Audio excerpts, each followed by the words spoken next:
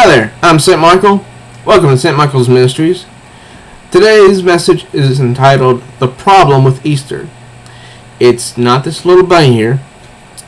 It's not the Queen of Heaven. It's not Ishtar. It's not colored eggs. The problem with Easter is, in fact, modern Christianity.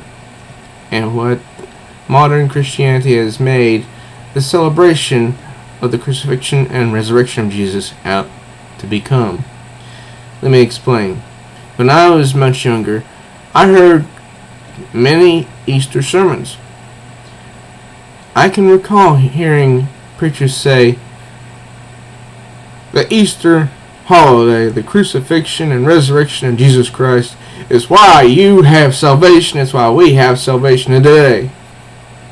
Well, that's good. That's good and well, but I was never explained why he was crucified and why he rose.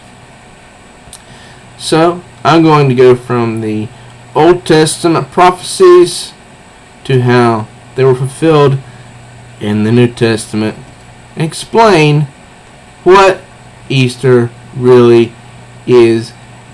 In dimes to donuts, it's not going to be what you're probably going to hear in your local assembly. Now, I'm going to be reading from the King James text, starting in Isaiah 53, a chapter you're probably familiar with, and lots of people apply this chapter to the body of Christ today, but that is an error, and I'm going to explain why. I'm starting at verse 1, going all the way to the end. Who hath believed our report? And to whom is the arm of the Lord revealed? For he shall grow up before him as a tender plant, and as a root out of the dry ground. He hath no form nor comeliness. And when we shall see him, there is no beauty that we should desire him. I'm going to stop right there. Notice that Isaiah wrote, there's no beauty that they should desire him at all. They are focusing on the physical, like many of us do today. Verse 3. He is despised and rejected of men, a man of sorrows and acquainted with grief. And we hid, as it were, our faces from him. He was despised, and we esteemed him not. Now, if you go to the account of Jesus Christ praying in the Garden of Gethsemane, that is verse 3 fulfilled. Verse 4. Surely he hath borne our griefs and carried our sorrows, yet we did esteem him stricken, smitten of God, and afflicted. And that's what he was on the cross. Verse 5. But he was wounded for our transgressions. He was bruised for our iniquities. The chastisement of our peace was upon him, and with his stripes we are healed.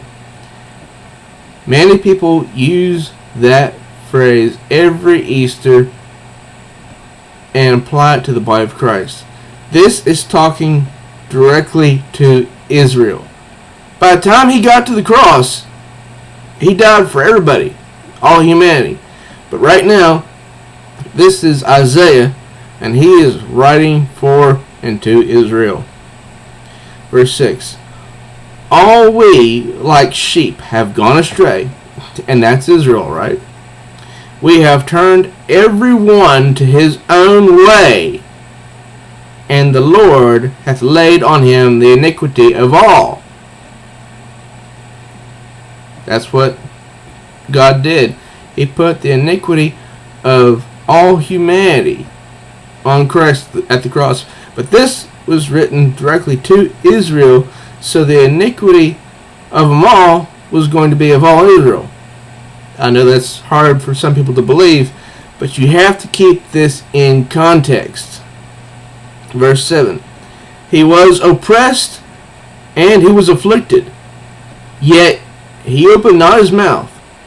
He is brought as a lamb to the slaughter, and as a sheep before her shearers is dumb, so he opened not his mouth. And that's true.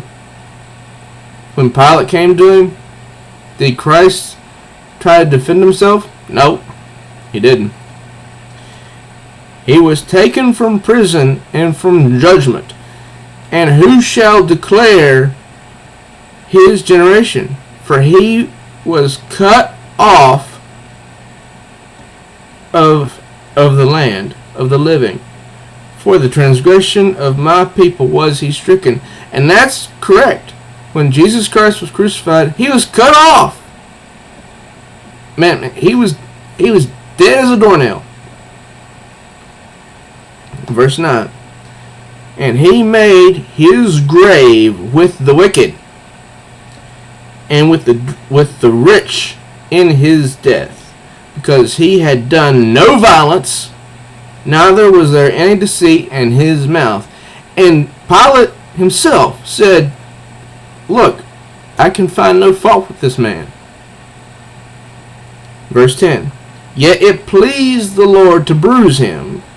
He hath put him to grief, when thou shalt make his soul an offering for sin. He shall see his seed, he shall prolong his days, and the pleasure of the Lord shall prosper in his hand.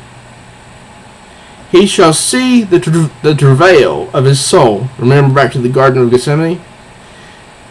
And shall be satisfied. By his knowledge shall my righteous servant justify many. And we are justified now freely by his grace. Romans 3:24. But then it was only directed at Israel. For he shall bear their iniquities. It was prophesied Christ was going to bear the iniquities, the sins of Israel. Therefore I will divide him a portion with the great, and he shall divide the spoil with the strong, because he hath poured out his soul unto death, and he was numbered with the transgressors, and he bare the sin of many, and made intercession for the transgressors. And that's true, because in Matthew chapter 20 verse 28, I think it is, Christ says that he was to be a ransom for many, and that many is Israel. This was prophecy, and still